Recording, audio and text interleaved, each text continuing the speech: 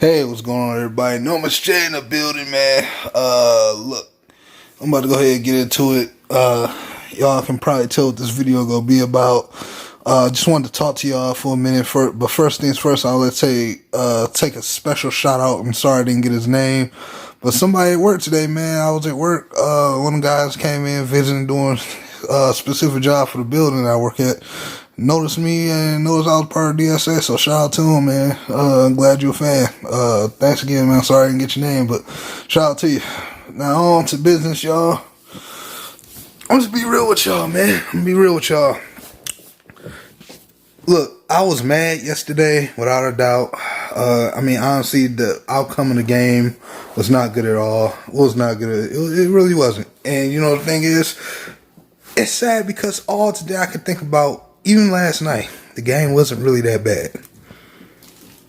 The game was really not that bad. Yes, it was bad, and I know some people gonna be upset and their feelings and this and that. I'm not willing to say that this team won't be a playoff team or they won't be able to, win a playoff game or win the division. I'm not about to sit here and say they won't, because at the end of the day, you have to take the good with the bad. And the good is on this team is that even if, like what Lou G was saying and all the crew, yeah, okay, maybe they had some bad run plays, and maybe they didn't use carry on enough in offense, and the offensive line didn't block well enough on the runs, okay, fine, that's the case.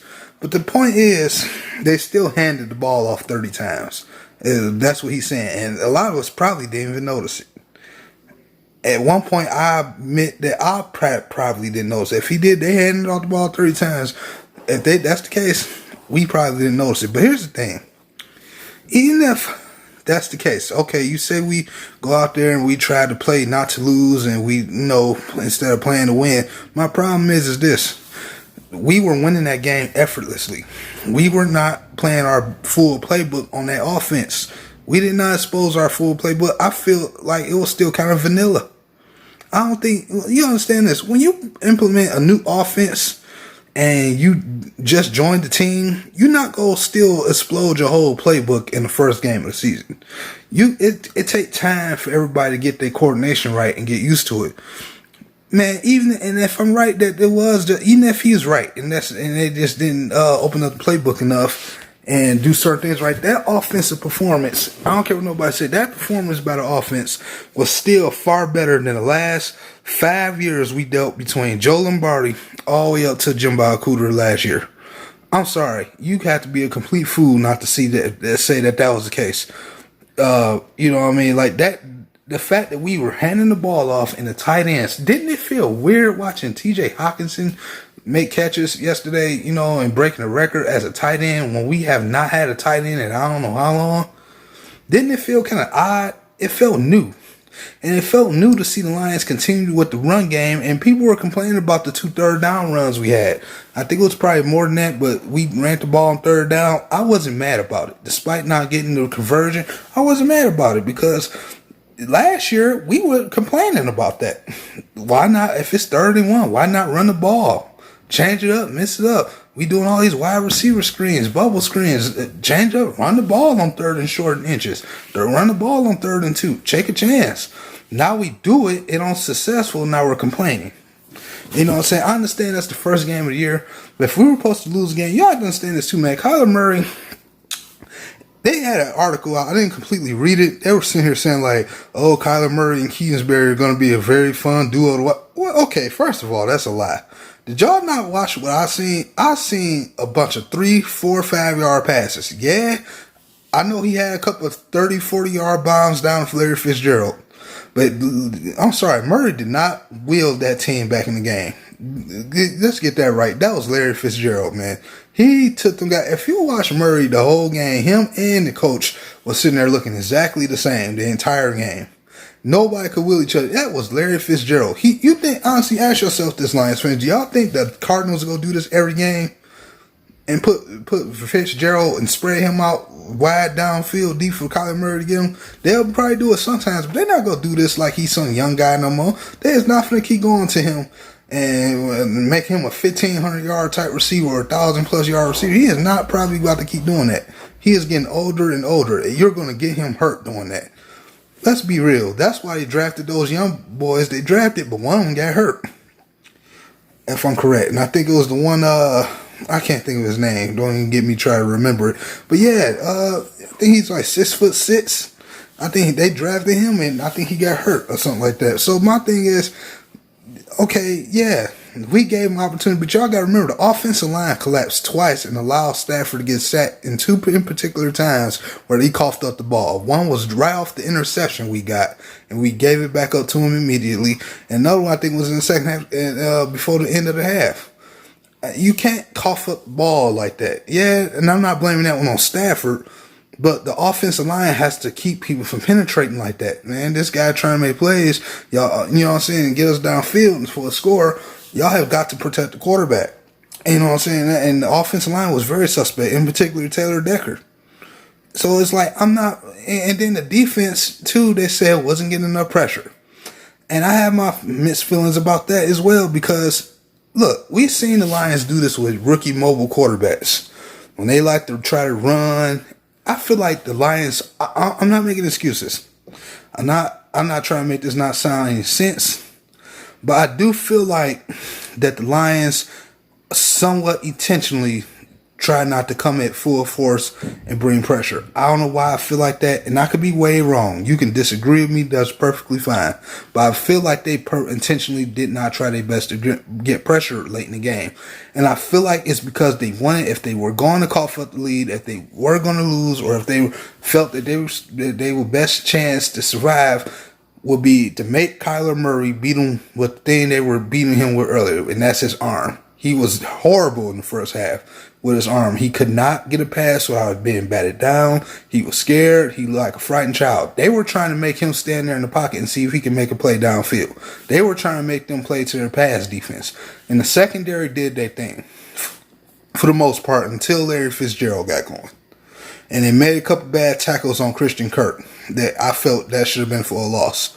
But either way, they still would have went for the field goal. But still, my thing is, they were trying to make Kyler Murray beat the Lion. Well, they were trying to make him beat him with his arm, not his mobility.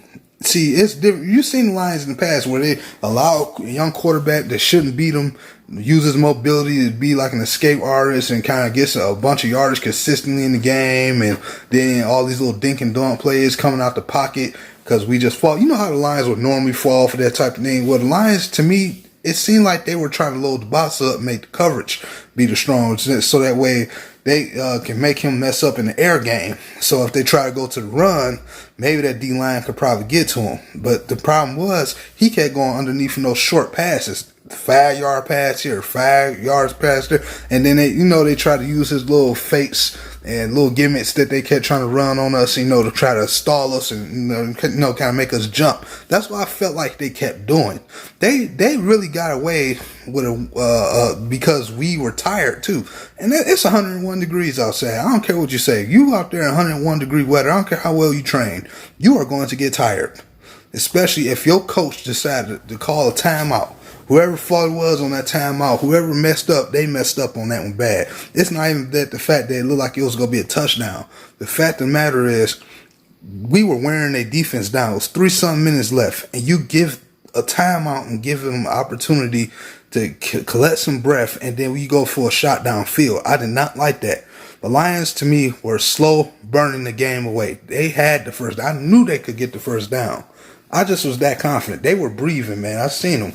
They were just as tired as we were. The problem was you called the timeout. Whoever was orchestrated that timeout situation, they screwed that up and gave them an opportunity to get the breath and gave them a chance to do this. Now, I'm not saying that's the whole reason why we lost, but I feel like that the Lions did try to play and make Kyler Murray play I would say his disadvantage. Yeah, he has a rocky arm, but at the end of the day, he's raw. You can tell he's afraid.